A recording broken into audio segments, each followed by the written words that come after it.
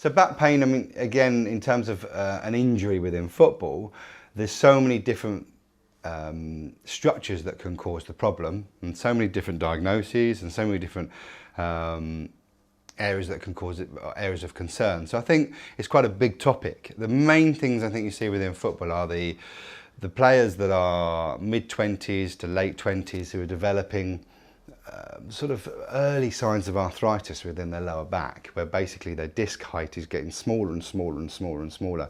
So the area between the two bones, or between the bones in the back, just gets squashed by just constantly jumping and running, twisting and turning. And I think over time that just develops to become quite inflamed.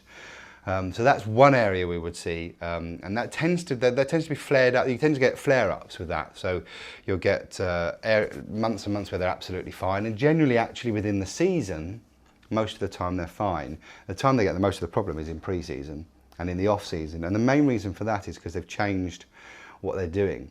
For example, if you give a football player a 20-30 minute run, that's not what they do in a game. The constant running.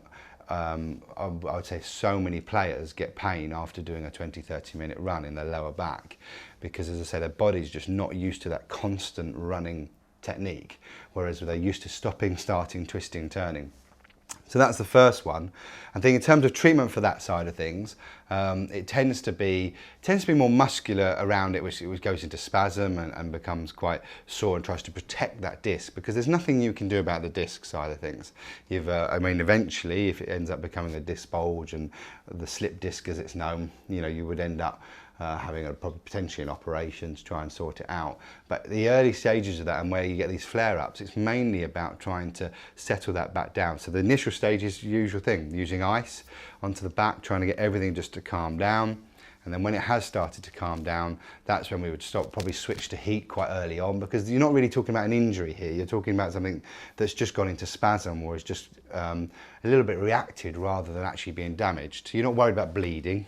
So you don't need to have the ice for quite so long. So quite early, we do the ice initially to take the spasm out of the way, and then quite early I would get heat into it to start to loosen the muscle off and get the muscle to relax, and then use lots and lots of massage and muscle energy techniques and all the different kind of ways you can to get that muscle to settle down, which will then just take a little bit of pressure away from the inflamed area within their back. And then also you're teaching them postural things. So a lot of it will be postural problems that is causing maybe the inflammation within the back as well. So you're going to educate them on how to bend, what things to do. I mean, first thing in the morning tends to be when you're the worst. So you've got to make sure you take some time first thing in the morning to get yourself up and about, and making sure you look after your back. One of the first things people, when their back goes, inverted commas, is because they're bending down to pick milk out of the fridge. So that first hour, I always say that first hour or 2 hours within the morning is when they're very vulnerable. And the disc, as I say, between the two bones is very vulnerable. So you've got to make sure that first hour, for me, when you get out of bed, you're just gradually getting your back used to being upright, where you've been sleeping for 8 hours and you've been horizontal. So that would be a lot of what I would do, is educating in terms of the posture side of things. Educating people how to lift, especially if they are prone to having back problems, and making sure that you educate those kind of things. It's the life around it that causes the problem, as opposed to the activity itself. So that's one really big part of back pain, especially within football. The other main one I've seen is where you would get, and this tends to be in the younger player, tall, quite thin player, potentially a goalkeeper, and they're constantly arching their back all the time. And what that it can cause a stress reaction in the bones in the back. And eventually you can actually get it where it causes a little fracture. Now that in itself doesn't tend to be unstable, but it will just give you pain, repeated pain, when you try to do certain activities like goalkeeping and things like that. And that, depending on the severity of it, will be something that you'll need to see an orthopaedic specialist about, who will potentially have a look at it, and a back specialist, and decide whether you need to have an operation to fix it.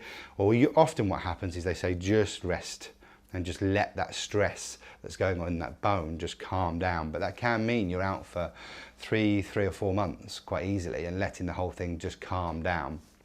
There are other things that are used in terms of injections to try and stimulate bone growth in that area, and lots of different potentials that you can do to try and help it. But I think the main thing, again, with that is resting it. But as I say, that is a condition that's quite common within, as I say, the sort of late teenage, early 20s, and it's something just to be aware of. And you tend to get pain when you're arching your back. And that tends to be when it tends to be worst.